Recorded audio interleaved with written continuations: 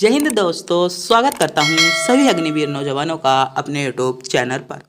साथियों, मात्र आपके एग्जाम के जो बचे हैं वे 10 से 11 दिन बचे हैं और आप भी अच्छे से अच्छे क्वेश्चन ढूंढने की तैयारी कर रहे होंगे। सेलेक्टेड से सेलेक्टेड क्वेश्चन ढूंढ रहे होंगे। सभी क्वेश्चन वे ढूंढ रहे होंगे जो आपको सीधे आपके एग्जाम में मिले। तो हम आपके लिए लेकर आए हैं एक महत्वपूर्ण वीडियो, जिसके आज के जो सभी क्वेश्चन हैं वे आपको आर्मी अग्निवीर के एग्जाम में देखने को मिल सकते हैं। तो वीडियो को पूरा ध्यान से जरूर देखेगा और अभी तक हमारे चैनल पर नए हो, चैनल को सब्सक्राइब नहीं किया है तो चैनल को सब्सक्राइब और वीडियो को भी लाइक जरूर कर दीजिएगा, जिससे कि हमारी आने वाली वीडियो का नोटिफिकेशन आपको तुरंत मिलता रहे। मात्र अंतिम जो 10 दिन शेष आपके बचे हैं, उन दिनों में हम आपकी आर्मी अग्निवीर की संपूर्ण तैयारी कराने वाले हैं। चाहे आपका टेक्निकल का पेपर हो, चाहे आप क्लर्क की तैयारी कर रहे हो, चाहे आप जीडी का हो, तो सभी के लिए आपके जो क्वेश्चन होंगे वे गोल्डन क्वेश्चन साबित होंगे। तो वीडियो को आपको पूरा देखना होगा। अगर आप भी इन क्वेश्चनों का जवाब जानते हो तो हमारे बताने से पहले कमेंट बॉक्स में जरूर बताना और वीडियो के अंत में यह बताना ना भूलें कि आप इनमें से कितने क्वेश्चनों का जवाब जानते थे। तो बिना टाइम गवाए करते हैं वीडियो को स्टार्ट। आपका पहला क्वेश्चन आपकी स्क्रीन पर आ चुका है बहुत टाइम से। आपका क्वेश्चन है, निम्नलिखित में से कौन सा एंजाइम लार में पाया जाता है? ये लार में होता है। बहुत ही ज़्यादा सेलेक्टेड क्वेश्चन, वनडे एग्जाम के लिए बहुत ही इंपॉर्टेंट क्वेश्चन है। हर बार एग्जाम में पूछा जाता है कि टाइलिन आपका जो एंजाइम है वह आपका लार में पाया जाता है। तो सी विकल्प इसमें आपका सही जवाब होगा। क्वेश्चन आपसे पूछा गया था, लार में कौन सा एंजाइम पाया जाता है या निम्नलिखित में से एंजाइम लार में पाया जाता है? तो टाइलिन आपका लार में पाया जाता है। सी विकल्प इसमें आपका बिल्कुल सही जवाब होगा। अगला क्वेश्चन मेरे दोस्तों आपसे पूछा गया है, जनसंख्या वृद्धि से आर्थिक विकास की गति ऑप्शन है आपके सामान्य रहती है, तीव्र हो जाती है, मंद हो जाती है या कुछ भी नहीं होता। बताइएगा, जनसंख्या वृद्धि के कारण जो आपका आर्थिक विकास है उसमें क्या परिवर्तन हो जाता है? तो मेरे दोस्तों, जब आपकी जनसंख्या वृद्धि होगी तो और जो उसमें आर्थिक विकास की गति में क्या हो जाएगी, उसकी गति मंद हो जाएगी, यानी उसकी गति में आपका जो आर्थिक विकास है वह आपका कम हो जाएगा। तो जो भी बच्चे विकल्प सी की ओर जा रहे थे मेरे दोस्तों, बिल्कुल सही जा रहे थे। मेरे देश के अग्निवीर नौजवानों, आपका इसमें सी विकल्प बिल्कुल सही जवाब होने वाला है। अगला क्वेश्चन आपसे पूछा गया है, बहुत ही ज़्यादा सेलेक्टेड क्वेश्चन है, रजत क्रांति का संबंध किससे है? ऑप्शन है मांस उत्पादन से, अंडा उत्पादन से, कोयला उत्पादन से या झींगा मछली उत्पादन से। बताइए, इंपॉर्टेंट क्वेश्चन है रजत क्रांति। तो मेरे दोस्तों, रजत क्रांति का संबंध आपका किससे हो जाता है? तो रजत क्रांति का जो संबंध हो जाएगा वह आपका अंडा उत्पादन, या इसमें आपका बी विकल्प की ओर जा रहे सभी बच्चों का जवाब बिल्कुल करेक्ट जवाब होगा। अंडा उत्पादन को लगाने में आपको कोई भी दिक्कत नहीं होगी। अगला क्वेश्चन आपसे पूछा गया है, भारत में सबसे ऊंचा बांध भाखड़ा नांगल बांध किस नदी पर बना है? ऑप्शन है झेलम नदी, सतलज नदी, गोदावरी नदी या ब्यास नदी। बताइए, भारत का जो सबसे ऊंचा बांध है भाखड़ा बांध, भारत का सबसे ऊंचा बांध किस नदी पर बना है? तो बताइए, इंपॉर्टेंट क्वेश्चन है, क्वेश्चन आपसे पूछा जा सकता है, एग्जाम में आपको देखने को मिलेगा। तो कौन सी नदी पर बना है? तो मेरे दोस्तों, सही जवाब होगा सतलुज नदी पर बना है। कौन सी नदी पर? सतलुज नदी पर बना है, यानी बी विकल्प इसमें आपका सही जवाब होगा। अगला क्वेश्चन देखते हैं, इंपॉर्टेंट क्वेश्चन है, क्रिप्स मिशन भारत कब आया था? इंपॉर्टेंट क्वेश्चन है, बताइएगा। इंपॉर्टेंट क्वेश्चन है, सोचिएगा समझिएगा। विकल्प आपके सामने है। क्रिप्स मिशन 1940 में आया था, 1942 में आया था, 1946 या 1947। तो बताइएगा मेरे दोस्तों, क्रिप्स मिशन भारत में कब आया था? क्वेश्चन आपसे पूछा गया है। तो मेरे देश के अग्निवीर नौजवानों, बताइएगा क्रिप्स मिशन भारत कब आया था? तो जिन बच्चों ने भी या जिन मेरे देश के अग्निवीर जवानों ने विकल्प बी यानी 1942 को चुना है कि क्रिप्स मिशन वर्ष 1942 में आया था, वह बिल्कुल सही चुना है, यानी बी विकल्प इसमें आपका करेक्ट जवाब होगा, जिन बच्चों ने विकल्प बी को चुना है। अगला क्वेश्चन आपसे पूछा गया है, सिनेमा के पर्दे पर किस प्रकार का प्रतिबिंब बना होता है? ऑप्शन है आभासी प्रतिबिंब बनता है, वास्तविक प्रतिबिंब बनता है, दोनों या सभी कथन सत्य हैं। बताइएगा, सिनेमा के पर्दे पर जो आपका सिनेमा का पर्दा होता है उस पर आपका किस प्रकार का प्रतिबिंब बना होता है? यह क्वेश्चन मेरे दोस्तों आपसे पूछा गया है। तो बताइए, तो इसमें जो आपका सही जवाब होगा, सिनेमा का जो आपका प्रतिबिंब बना होता है वह आपका वास्तविक प्रतिबिंब बना होता है। किस पर? सिनेमा के पर्दे पर आपका वास्तविक प्रतिबिंब बना होता है, यानी बी विकल्प इसमें आपका सही जवाब होगा, जिन बच्चों ने विकल्प बी को चुना है। अगला क्वेश्चन देखते हैं। अगला क्वेश्चन मेरे दोस्तों पूछा गया है, प्रवासी भारतीय दिवस किस तिथि को बनाया जाता है? ऑप्शन है 9 फरवरी को, 8 मार्च को, 9 जनवरी को या 4 जनवरी को। बताइएगा, प्रवासी भारतीय दिवस इम्पोर्टेंट क्वेश्चन है, कई बार एग्जाम में क्वेश्चन पूछ भी लिया गया है कि प्रवासी भारतीय दिवस आपका जो बनाया जाता है वह आपका 9 जनवरी को बनाया जाता है, यानी सी विकल्प की ओर जा रहे सभी बच्चों का जवाब बिल्कुल करेक्ट जवाब होगा, जिन भी मेरे देश के नौजवानों ने विकल्प सी यानी 9 जनवरी को चुना है। अगले क्वेश्चन की बात करें। अगला क्वेश्चन आपसे पूछा गया है, कार्बन का कौन सा अपरूप अधिक कठोर होता है? ऑप्शन है ग्रेफाइट, हीरा, कोयला या कागज। तो बताइए, कार्बन का अपरूप, जो कार्बन का अपरूप जो अधिक कठोर होता है तो कौन सा होता है? तो इसमें आपका सही जवाब हो जाएगा हीरा आपका अधिक कठोर होता है, यानी बी विकल्प इसमें आपका सही जवाब होगा, जिन बच्चों ने विकल्प बी को चुना है। अगला क्वेश्चन दोस्तों आपसे पूछा गया है, निम्नलिखित में से एक कौन सा केंद्र शासित प्रदेश नहीं है? ऑप्शन है पांडुचेरी, गोवा, लक्षद्वीप या दमन व दीप। बताइएगा, इनमें से आपका केंद्र शासित प्रदेश कौन सा नहीं है? यह क्वेश्चन आपसे पूछा जा रहा है। बताइएगा मेरे देश के अग्निवीर नौजवानों के, इनमें से आपका कौन सा केंद्र शासित प्रदेश नहीं है? और अभी तक हमारे चैनल पर नए हो मेरे दोस्तों, चैनल को सब्सक्राइब नहीं किया है तो चैनल को सब्सक्राइब जरूर कर दें। बताइएगा, इनमें से केंद्र शासित प्रदेश कौन सा नहीं है?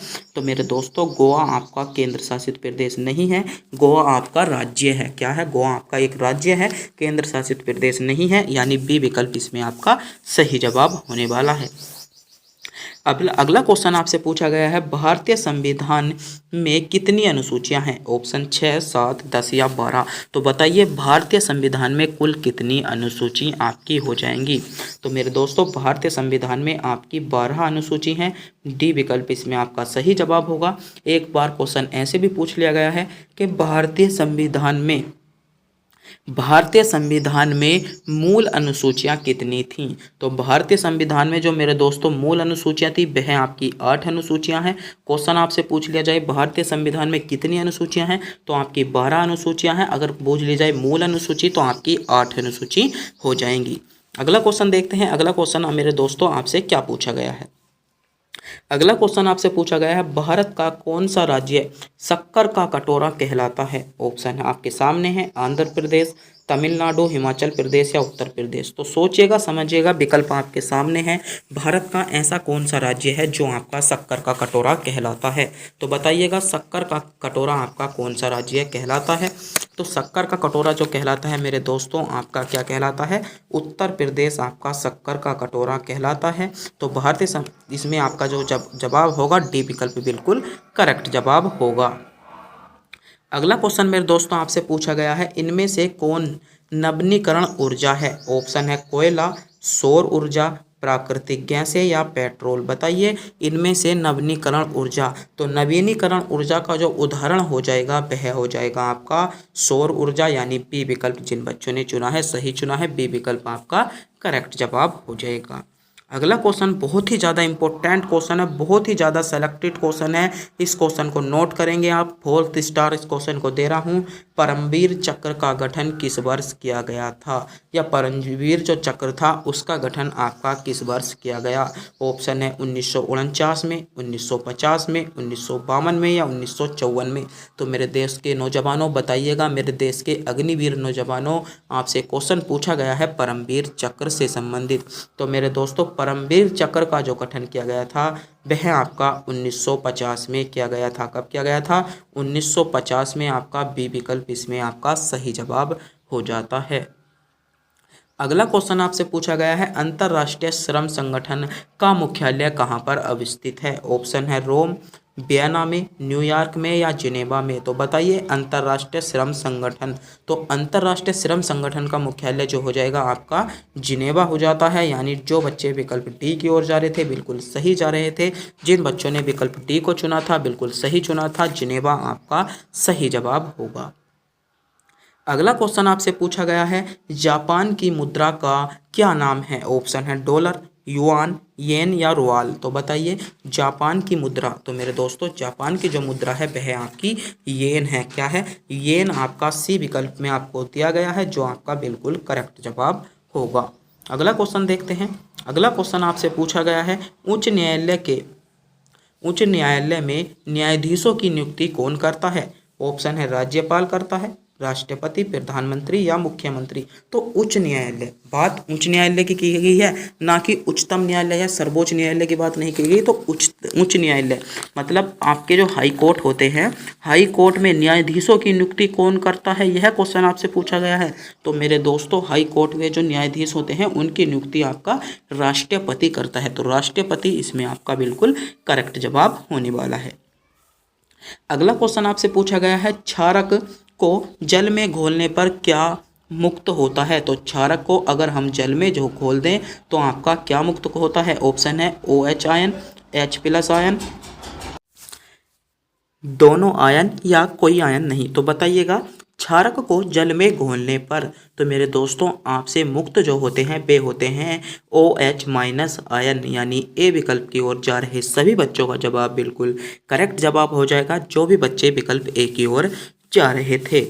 अगला क्वेश्चन मेरे दोस्तों आपसे पूछा गया है, निम्नलिखित में से कौन ऊर्जा हेतु कोशिकीय ईंधन होता है? तो ऊर्जा हेतु कोशिकीय ईंधन मेरे दोस्तों आपका कौन होता है? तो इसमें आपका जो सही जवाब होने वाला है वह आपका होने वाला है कार्बोहाइड्रेट। मेरे दोस्तों कार्बोहाइड्रेट आपका ऊर्जा हेतु कोशिकीय ईंधन माना जाता है, यानी जिन बच्चों ने विकल्प ए को चुना है बिल्कुल सही चुना है। ए विकल्प की ओर जा रहे सभी बच्चों का जवाब बिल्कुल करेक्ट जवाब हो जाता है। अगला क्वेश्चन बहुत ही ज़्यादा इंपॉर्टेंट क्वेश्चन है, तराइन का प्रथम युद्ध किस किस के बीच हुआ था? ऑप्शन आपके सामने है, मोहम्मद गौरी और महाराणा प्रताप के बीच, मोहम्मद गौरी और राणा सांगा के बीच, मोहम्मद गौरी और पृथ्वीराज चौहान के बीच, या मोहम्मद गौरी और राणा रतन सिंह के बीच। तो बताइएगा, सोचिएगा, समझिएगा, क्वेश्चन पर थोड़ा सा विचार कीजिएगा और कमेंट बॉक्स में क्वेश्चन को बताइएगा कि तराइन का प्रथम युद्ध। तो तराइन का जो मेरे दोस्तों आपका प्रथम युद्ध हुआ था वह आपका जो हुआ था मोहम्मद गौरी और पृथ्वीराज चौहान के बीच हुआ था। यानी जिन बच्चों ने विकल्प सी को चुना है, जिन बच्चे विकल्प सी को सोच रहे थे वे बिल्कुल सही सोच रहे थे। सी विकल्प इसमें आपका बिल्कुल करेक्ट जवाब हो जाएगा। अगला क्वेश्चन आपसे पूछा गया है, चंद्र ग्रहण किस तिथि को लगता है? ऑप्शन है अमावस्या को, पूर्णिमा को, पंचमी को या अष्टमी को। तो चंद्र ग्रहण आपका किस तिथि को लगता है? तो चंद्र ग्रहण आपका पूर्णिमा के दिन होता है। बी विकल्प इसमें आपका सही जवाब होगा, जिन बच्चों ने विकल्प बी को चुना है। अगला क्वेश्चन आपसे पूछा गया है, ओजोन परत किसे पृथ्वी पर आने से रोकती है? ऑप्शन है पराबैंगनी किरणों को, गामा किरणों को, एक्स किरणों को या अवरक्त किरणों को। तो ओजोन जो परत है वह आपकी कौन सी किरणें ऐसी हैं जिनको आने से पृथ्वी पर रोकती है? तो ओजोन परत मेरे दोस्तों पराबैंगनी किरणों को भी रोकती है और आपकी अवरक्त किरणों को भी रोकती है। ए और डी विकल्प इसमें आपका बिल्कुल करेक्ट जवाब होने वाला है। अगर आपको इनमें से ऑप्शन में से पराबैंगनी किरण या अपरक्त किरण दोनों में से कोई सी मिलती है तो आपको लगा देना होगा। अगला क्वेश्चन आपसे पूछा गया है, दूध से दही बनाने के लिए उत्तरदायी है। ऑप्शन है जीवाणु, कवक, कीटाणु या विषाणु। बताइए दूध से दही बनाने के लिए, तो दही बनाने के लिए आपकी जीवाणु की आवश्यकता होती है, यानी ए विकल्प इसमें आपका सही जवाब होगा। जिन मेरे दोस्तों ने विकल्प ए को चुना है विकल्प सही चुना है, ए विकल्प आपका करेक्ट जवाब होगा।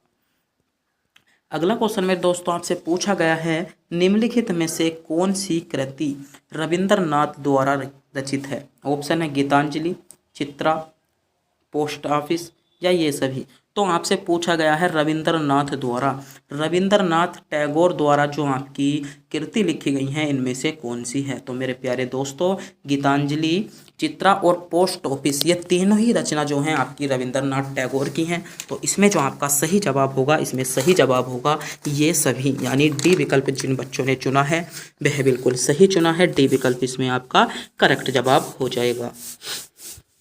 अगला क्वेश्चन आपसे पूछा गया है, कानपुर किस नदी के किनारे अवस्थित है? ऑप्शन है गोमती के, हिंडन के, कर्मनाशा के या गंगा के। बताइए। कानपुर। तो कानपुर कौन सी नदी के किनारे है? गोमती नदी के किनारे है। ए विकल्प आपका करेक्ट जवाब होगा। अगला क्वेश्चन आपसे पूछा गया है, भारतीय थल सेना के ऊपरी कमान का मुख्यालय कहाँ पर है? ऑप्शन है कोलकाता में, उधमपुर में, लखनऊ में या शिमला में। बताइए। भारतीय थल सेना की जो ऊपरी कमान है का मुख्यालय कहाँ पर है? इम्पोर्टेंट क्वेश्चन है। तो भारतीय थल सेना का जो ऊपरी कमान है उसका जो मुख्यालय है वह आपका उधमपुर में है। तो जो बच्चे मेरे देश के अग्निवीर, जो बच्चे विकल्प बी की ओर मेरे देश के नौजवान जा रहे थे वे बिल्कुल सही जा रहे थे, उधमपुर इसमें आपका सही जवाब हो जाएगा। अगला क्वेश्चन मेरे दोस्तों आपसे पूछा गया है, राजीव गांधी की समाधि किस नाम से जानी जाती है? ऑप्शन है महाप्रणाय घाट से, राजघाट से, वीर घाट से या अभय घाट से। तो राजीव गांधी की समाधि इंपॉर्टेंट क्वेश्चन है, तो वह जो जानी जाती है आपकी वीर घाट के नाम से जानी जाती है, यानी सी विकल्प की ओर जा रहे सभी बच्चों का जवाब बिल्कुल करेक्ट जवाब होगा जिन बच्चों ने विकल्प सी को चुना है।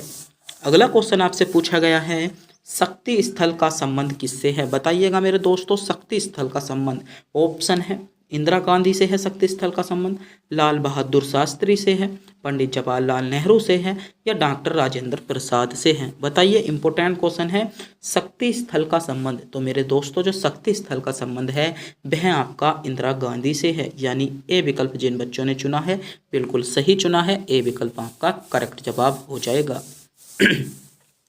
अगला क्वेश्चन मेरे दोस्तों आपसे पूछा गया है, महिलाओं को मताधिकार देने वाला विश्व का प्रथम देश कौन सा है? ऑप्शन है न्यूजीलैंड, भारत, अमेरिका या चीन। तो महिलाओं को जो आपका प्रथम जो मत अधिकार देने वाला देश है वह आपका न्यूजीलैंड है, यानी ए विकल्प जिन बच्चों ने चुना है सही चुना है, ए विकल्प आपका बिल्कुल करेक्ट जवाब हो जाएगा। अगला क्वेश्चन देखते हैं। अगला क्वेश्चन आपसे पूछा गया है, निम्नलिखित में से कौन भारत के प्रथम उपराष्ट्रपति थे? बहुत ही सिलेक्टेड क्वेश्चन है, क्वेश्चन आपको देखने को मिल सकता है, तो मेरे प्यारे दोस्तों स्क्रीनशॉट ले लीजिएगा। निम्नलिखित में से कौन भारत के प्रथम उपराष्ट्रपति थे? ऑप्शन है बेकर गिरी, डॉक्टर सर्वपल्ली राधाकृष्णन, जाकिर हुसैन या गोपाल स्वरूप पाठक। बताइए। भारत के प्रथम उपराष्ट्रपति, तो भारत के प्रथम उपराष्ट्रपति कौन थे? भारत के जो प्रथम उपराष्ट्रपति थे वे थे आपके डॉक्टर सर्वपल्ली राधाकृष्णन, यानी जिन बच्चों ने विकल्प बी को चुना है बिल्कुल सही चुना है, विकल्प बी की ओर जा रहे सभी बच्चों का जवाब बिल्कुल करेक्ट जवाब हो जाता है। जो भी मेरे देश के नौजवान सर्वपल्ली राधाकृष्णन की ओर जा रहे थे बिल्कुल सही जा रहे थे। अगला क्वेश्चन पूछा गया है, भारत में अब तक कितनी बार आपातकाल लागू किया गया है? ऑप्शन है 1 बार, 2 बार, 3 बार या 4 बार। बताइए मेरे दोस्तों, भारत में अब तक कितनी बार आपातकाल लागू? तो भारत में जो आपातकाल लागू किया गया है वह अब तक कितनी बार किया गया है? तो मेरे देश के नौजवानों 3 बार कहा गया है। तो इसमें विकल्प सी यानी विकल्प 3 को जिन बच्चों ने चुना है बिल्कुल सही चुना है, विकल्प सी की ओर जा रहे सभी बच्चों का जवाब बिल्कुल करेक्ट जवाब था। अगला क्वेश्चन मेरे दोस्तों पूछा गया है, संविधान संशोधन की प्रणाली किस देश से प्रेरित है या किस देश से लिया गया है? सेलेक्टेड क्वेश्चन है, उत्तर प्रदेश पुलिस में क्वेश्चन पूछ लिया गया है, एनटीपीसी में क्वेश्चन पूछ लिया गया है। संविधान संशोधन की प्रणाली किस देश से प्रेरित है?